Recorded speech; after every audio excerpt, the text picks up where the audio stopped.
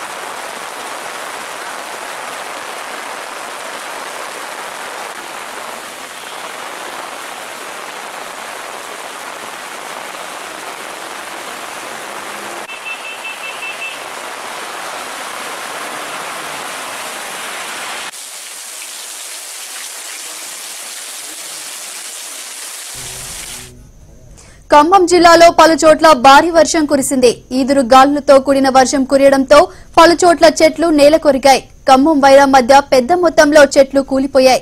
దీనికి సంబంధించి పూర్తి వివరాలు మా ప్రతినిధి మూర్తి అందిస్తారు. మూర్తి, చెప్పండి, ఖమ్మం జిల్లాలో ఈదురుగాలులతో కూడిన వాన బీభత్సం సృష్టించినట్లు తెలుస్తోంది. అంటే దీనికి సంబంధించి వివరాలేంటి? Good evening Tejaswi. ఖమ్మం జిల్లాలోని పలు ప్రాంతాల్లో అంటే నిన్న ఈ రోజు ఇదే సమయానికి ఈదురుగాలులతో కూడిన భారీ వర్షం పడతా ఉంది.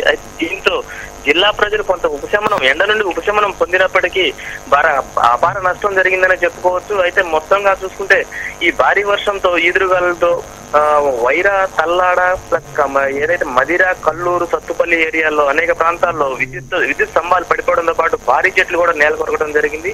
అయితే దీంతో అనేక గ్రామాల్లో కరెంటు పోవడం కూడా జరిగింది. అయితే కొన్ని ప్రాంతాల్లో ఈ రోడ్లకు అడ్డంగా ఈ చెట్లు కూడా పడిపోవడంతో పూర్తి స్థాయిలో భారీ చెట్లు పడిపోవడంతో ఎక్కడికెక్కడే ట్రాఫిక్ కూడా భారీ స్థాయిలో అంతరాయం ఏర్పడింది ట్రాఫిక్. అయితే అధికారులు మాత్రం యుద్ధ ప్రాతిపదికన చెట్లు కూడా తొలగించడానికి ప్రయత్నాలు చేస్తా ఉన్నారు. అయితే అంతేకాకుండా ఈ సంవత్సరం అంతంత మాత్రంగా ఉన్న మామిడి పంట కూడా ఈ ప్రభావం పడింది. ఈ వర్షం ప్రభావం, ఈ గాలి దుమారం ప్రభావం పడిందని చెప్పుకోవచ్చు. ఎందుకంటే ఈ మామిడి పంట చాలా తక్కువగా ఉంది ఈ సంవత్సరం. దాంతో పాటుగా గతంలో అంటే గత 20 రోజుల క్రితం కూడా భారీగా ఈదురుగాలు వేయడంతో మామిడి పంట పూర్తి స్థాయిలో నష్టపోయారు రైతులు. అదేవిధంగా ఇప్పుడు నిన్న ఈ రోజు గాలి దుమారం బాగా భారీగా రావడంతో పూర్తి స్థాయిలో అసలు నష్టం వాటిల్లని చెప్పుకోవచ్చు. అయితే మొత్తంగా చూసుకుంటే ఈ అకాల వర్షంతో ప్రజలు కొంత మేరకు ఎండల నుంచి ఉపశమనం పొందినప్పటికీ ప్రధానంగా మామిడి, బొప్పాయి రైతులకు మాత్రం పూర్తి స్థాయిలో నష్టాన్నే మిగిల్చిందని చెప్పుకోవచ్చు. అంతేకాకుండా కొన్ని ప్రాంతాల్లో ఇంతవరకు అసలు విద్యుత్ సరఫరా కూడా పునరుద్ధరించలేదు నిన్నటి జరిగిన ఈదురుగాలులతో. అయితే ఈ రోజు మళ్ళీ రావడంతో అధికారులు ఎక్కడికక్కడ కొన్ని చోట్ల పూర్తి స్థాయిలో విద్యుత్తును కూడా నిలిపివేయడం జరిగింది. అంతేకాకుండా ఇప్పుడు కొన్ని ప్రాంతాల్లో పూరిళ్లు కూడా ఉన్నాయి. ఆ పూరిళ్లు, రేకులతో ఉన్న ఇళ్లు కూడా పూర్తి స్థాయిలో ధ్వంసం కావడం కూడా జరిగింది.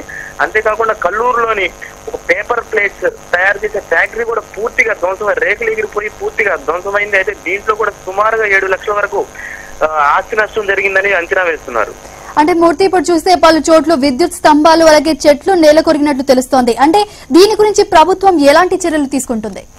అయితే యుద్ధ ప్రాతిపదికన చర్యలు తీసుకుంటున్నారు. అయితే ప్రధానంగా ఇల్లెందు, బయ్యారం ప్రధాన రహదారుల్లో కూడా ఈ ఘటనలు జరిగాయి. అదేవిధంగా తల్లాడ మెయిన్ అంటే భద్రాచలం నుంచి ప్లస్ ఆంధ్ర నుంచి వచ్చే అంటే తిరువూరు నుంచి వచ్చే మెయిన్ రోడ్ అది. ఆ రోడ్ లో కూడా మొత్తం పూర్తి స్థాయిలో నిన్న అట్లానే జరిగింది. ఈ రోజు కూడా అట్లా కొన్ని చెట్లు, పెద్ద చెట్లు నేలకొరగడం జరిగింది. అయితే నేలకొరగడంతో పాటు రోడ్డుకు అడ్డంగా పడిపోవడంతో యుద్ధ ప్రాతిపదికన అధికారులు చర్యలు తీసుకుంటున్నారు. అంటే మూర్తి, మొన్న చూస్తే రోణు తుఫాను ప్రభావం అలాగే దాని తర్వాత ఎండలు బగబగ మండాయి. కానీ ఇప్పుడు చూస్తే ఈదురుగాలులతో కూడిన వర్షం కురుస్తుంది. అంటే వాతావరణ శాఖ ఎలాంటి హెచ్చరికలు జారీ చేసింది? అయితే యాక్చువల్ గా ఇప్పుడు రోణు తుఫాన్ తర్వాత ఎండలు కూడా విపరీతంగా ఉంటాయని చెప్పారు. ఒక 10 రోజుల వరకు ఉంటాయని చెప్పారు. అయితే ఇప్పుడు గడిచి ఒక 5 రోజులు గడిచింది. అయితే గతంలో కంటే ఇప్పుడు ఎండల వేడి తీవ్రంగానే ఉందని చెప్పుకోవచ్చు. ఎందుకంటే 45, 46, 47 డిగ్రీల వరకు ఇక్కడ ఖమ్మం జిల్లాలో నమోదైంది ఉష్ణోగ్రతలు. అదేవిధంగా ఎండ వేడి కూడా చాలా తీవ్రంగా ఉంది. అంటే గతంలో రోణు తుఫాను కంటే ముందు కంటే ఇప్పుడు మాత్రం బాగా తీవ్రంగానే ఈ వేడి ఉందని చెప్పుకోవచ్చు.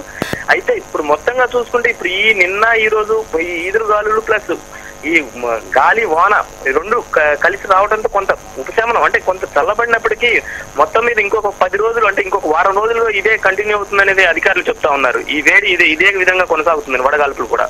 Okay, thank you Murthy.